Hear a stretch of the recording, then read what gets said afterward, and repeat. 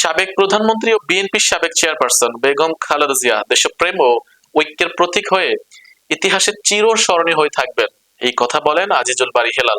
বিস্তারিত থাকছে নজরুল ইসলাম নবীর প্রতিবেদনে। খুলনা তেরোখাদা উপজেলা বিএনপির অঙ্গ ও সহযোগী সংগঠনের আয়োজনে সাবেক প্রধানমন্ত্রী ও বিএনপির সাবেক চেয়ারপারসন বেগম খালেদা জিয়ার রুহের মাগফিরাত কামনায় দোয়া মাহফিল অনুষ্ঠিত হয়।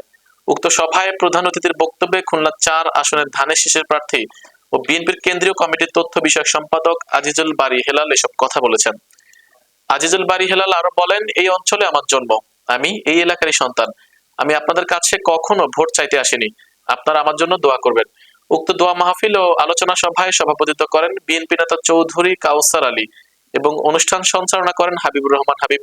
এ সময় উপস্থিত ছিলেন খুলনা জেলা বিএনপির যুগ্ম আহ্বায়ক খান জুলফিকার আলী জুলু, শেখ আব্দুর রশিদ জেলা স্বেচ্ছাসেবক দলের আহ্বায়ক আতাউর রহমান রনু, জেলা মহিলা দলের সাধারণ সম্পাদিকা সেতারা বেগম, স্বেচ্ছাসেবক দল নেতা রেজাউল ইসলাম সহ বিএনপির অঙ্গ সহযোগী সংগঠনের বিপুল সংখ্যক নেতাকর্মী। অনুষ্ঠান শেষে মরহুমার আত্মার মাগফিরাত কামনায় বিশেষ দোয়া পরিচালনা করা হয়।